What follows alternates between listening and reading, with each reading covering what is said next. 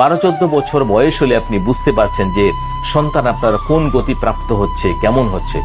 গর্ভধারণ করার 5 মাস পর থেকে সন্তান ভূমিষ্ঠ হওয়ার আগে পর্যন্ত যে কঠোর নিয়মগুলো আপনাকে কঠোরভাবে পালন করতে হবে সেইগুলো বলবো। সর্বপ্রথম হচ্ছে সঙ্গম করতে পারবেন না, অর্থাৎ স্ত্রী পুরুষ মনের মধ্যে এই ভাব তুলতে পারবেন না যে আবার সঙ্গম করবেন, কেননা সন্তান ওই সময়ে অলরেডি পরিপূর্ণ হয়ে যায়। সে তখন খিদা, আনন্দ, দুঃখ, কষ্ট এই সমস্ত কিছু অনুভব করতে পারে মায়ের বিচারের সাথে সাথে। মা কি ভাবছে এই সব কিছু তখন সে বুঝতে পারে, অনুভব করতে পারে।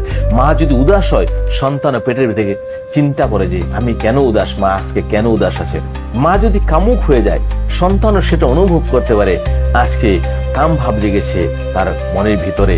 তাহলে কি যদি কারোর সাথে মিলন হয় বা তার বাবার সাথে মিলন হয়, তাহলে কিন্তু সেই নোংরা বস্তু তার উপরে যেতে পারে। তখন কিন্তু তার আরো ঘৃণিত মনে হবে এবং তখন ভগবানকে বারবার ডাকবে যে ভগবান আমাকে এবার কমসে কম মুক্ত করে দাও, এরপরে যেন আমি মুক্তি হওয়ার জন্য অবশ্যই কোনো না কোনো পথ অবলম্বন করবে, মুক্ত হয়ে যাবে, আর গর্ভের মধ্যে আসতে চাই না।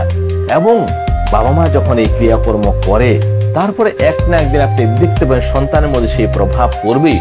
12-14 বছর বয়স হয়ে গেলেই সে কামুক হয়ে যাবে, সে তার দৃষ্টিভঙ্গি আলাদা হয়ে যাবে, তার ভাব আলাদা হয়ে যাবে, অর্থাৎ সে সমাজকে বিনষ্ট করার জন্যই তৈরি হচ্ছে।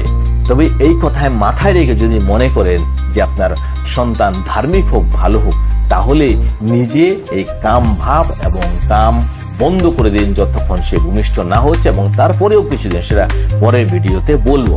তারপর হচ্ছে পেট দেখিয়ে কোথাও চলাফেরা করবেন না গর্ভবতী মায়েরা, কেননা মানুষের দৃষ্টি কোন সময় কে কি নজর দেবে সেটা বলার মতো না। তারপরে হচ্ছে এই সময় আপনি মাছ, মাংস, ডিম ইত্যাদি খাওয়া বন্ধ করুন, বাইরে খাবেন না। এই সময় আপনি অলসতা ভাব নিয়ে পড়ে থাকবেন না এবং একাকী কোথাও যাবেন না। এই সময় আপনাকে সব সময় ভাবতে হবে ভগবান তত্ত্ব বা ভগবত কথা, ভগবান চিন্তন করতে হবে। যে সমস্ত মায়েরা ধার্মিক সন্তান জন্ম দিয়েছেন, যে সমস্ত মায়েরা মহাপুরুষের জন্ম দিয়েছেন, ওই সমস্ত মায়েদের কথা, বাবাদের কথা চিন্তা করতে পারেন, বা ওই সমস্ত সন্তানদের কথাও চিন্তা করতে পারেন, বা ভগবত কথা শুনতে পারেন।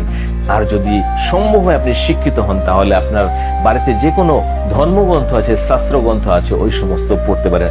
তাহলেও আপনার মনের ভিতরে ধর্ম জাগবে, সত্য জাগবে, একনিষ্ঠতা জাগবে, এবং এই সমস্ত ভাবনাও আপনার সন্তানের মনের মধ্যে, ব্রেনের মধ্যে যাবে, এগুলো সবকিছু স্থাপন হবে। তখন সে বাইরে বেরিয়ে দেখবেন ধর্মের পথে চলছে, সে একটা অন্য ক্যাটাগরি, সে একটা অন্য ক্যারেক্টারের হয়ে যায়। সেই জন্য বাবা মাকে এই সময়টা খুবই লক্ষ্য রেখে চলতে হয়, এবং এই সময় অত্যধিক ঝাল, অত্যধিক নোনতা, অত্যধিক টক জিনিস খাবেন না। কেন এই সমস্ত কিছু যখন পচন ক্রিয়া হয়, পেটের মধ্যে ওই লালারসের সাথে এই সমস্ত কিছু অনুভব হয়, এবং তখন তার শরীরে জ্বালা করে, লঙ্কার জ্বালা করে। কারণ আপনি বলতে পারেন কি লঙ্কাটা কি তার গায়ে লাগবে, ওরকম কোনো ব্যাপার না। আপনি বুঝুন, আজকে আপনি ঝাল খাবেন, অত্যধিক ঝাল খাবেন, পরের দিন দেখবেন আপনি যখন বাথরুমে যাবেন, টয়লেটে যাবেন, তখন আপনি টের পাবেন যে জ্বালা হচ্ছে কিনা। তাহলে আপনার সেই পেচ্ছাপের সাথে লঙ্কা যাচ্ছে না, কিন্তু আপনার মলমূত্রের সাথে কিন্তু তার ঝাঁচ যাচ্ছে, অর্থাৎ আপনি টের পাচ্ছেন। আপনি তো একজন প্রাপ্তবয়স্ক, বেশি বয়স হয়েছে, সব বুঝতে পারেন, আর সে তো জাস্ট একটা মাংসের দলা মাত্র। তাহলে তার কতটা কষ্ট হতে পারে। সন্তান যখন বাইরে ভূমিষ্ঠ হয়, তখন দেখবেন একটুখানি ছোট্ট একটা ছোঁয়া ও কষ্ট মনে হয়, তাহলে সে তো আরো ছোট আছে গর্ভের ভিতরে, তাহলে তার কতটা শরীরের মধ্যে যন্ত্রণা হতে পারে। এই অনুভব নিজেকে করিয়ে আপনি ওই সমস্ত খাওয়া দাওয়া থেকে আপনি একটু দূরে থাকুন। কিংবা গর্ভবতী অবস্থায় অনেক মায়েরা টক ঝাল মনে করে যে কি স্বাদিষ্ট খাবার মুখ দিয়ে লালা পড়ে, যে জন্য ফুচকা খান। এর মধ্যে নোংরা জিনিস মেশানো থাকতে পারে, এর মধ্যে অপবিত্রতা থাকতে পারে, এর মধ্যে অত্যধিক ঝাল, নোনতা এই সমস্ত জিনিস থাকতে পারে, যেটা কিনা আপনার সন্তানের পক্ষে খুবই কষ্টকর গর্ভের মধ্যে থাকা। ওই সময় এই জন্য ভগবানকে বারবার প্রার্থনা করে যে এই জন্মটা আমাকে মুক্ত করে দাও, এরপর আমি নিজে মুক্ত হওয়ার চিন্তা করব এবং মুক্ত হওয়ার কোনো না কোনো আমি পথ অবলম্বন করব। এই জন্য এই গুরু রহস্যগুলো আপনাকে বলছি। এই চ্যানেলে যদি প্রথমবার হন অবশ্যই সাবস্ক্রাইব করবেন, সনাতনী ভাই বন্ধুদের শেয়ার করবেন, যদি কোনো প্রশ্ন থাকে কমেন্ট করবেন, অবশ্যই আমি উত্তর দেবো। এবং এর পরবর্তী ভিডিওতে আমি বলবো সন্তান জন্ম হওয়ার পরে কি কি কর্তব্য থাকে, এই চ্যানেলে আপনি জানতে পারবেন জন্ম থেকে মৃত্যু পর্যন্ত স্বর্গ লাভ এবং মোক্ষ লাভ পর্যন্ত উপায় আছে। অনায়াসে আপনি মুক্তি লাভও করতে পারেন, আপনি মোক্ষ লাভ করতে পারেন। যদি কথাগুলো শুধু বুঝে যান, ধারণ করতে পারেন, তাহলে কিন্তু আপনি একজন হতে পারেন সেই ধরনের সমাজের দিব্য জ্ঞানী পুরুষ অথবা নারী। যাই হোক, আজকে এখানে শেষ করছি, আর বেশি কথা বলবো না। কথাগুলো হয়তো খারাপ লাগতে পারে, ভালো লাগতে পারে, কিন্তু যদি আপনি বোঝার চেষ্টা করেন, আপনি অনুভবে আনতে পারেন, তাহলে দেখবেন আমি কোনো খারাপ কথা বলিনি। আজকে এখানে শেষ করছি। হরে কৃষ্ণ, হরে কৃষ্ণ। ভালো থাকুন। একদিন তুলসীদাস গোস্বামীজির স্ত্রীকে তার ভাই নিতে এসেছিলেন বাবার বাড়িতে যাওয়ার জন্য, কিন্তু উনি স্ত্রী মোহে এতটাই মোহিত ছিলেন যে স্ত্রীকে ছাড়া এক পল থাকতে পারতেন, কেন স্ত্রী ওনার খুবই সুন্দরী ছিল। তো যাই হোক, ওনার ভাই ওনার স্ত্রীকে নিয়ে যাচ্ছে, ও পিছনে পিছনে লুকিয়ে লুকিয়ে গিয়ে তার ঘরের আশেপাশেই থাকতে লাগলো। তখন স্ত্রী বুঝতে পারলো যে এ তো মান সম্মান ডুবিয়ে দেবে, আমি 2-4 দিনের জন্য একটু বেড়াতে আসলাম, সে স্বামী আমাকে ছাড়া থাকতে পারছে না, সে কামনায় বশীভূত হয়ে গেছে। তখন তুলসীদাস গোস্বামীজির স্ত্রী ওনাকে 2-3টা খুবই কড়া কথা বলেন। কি কথা বলেছিলেন সেটাই বলো। সর্বপ্রথমে ওনাকে বলেছিলেন যে এই রক্ত মাংসের শরীরের মধ্যে আমার তুমি এমন কি সুখ পেয়েছো? যদি এতটাই চিন্তা, এতটা মোহ তোমার ভগবানের প্রতি হয়ে যেত না, তাহলে তোমার বেড়া পার হয়ে যেত।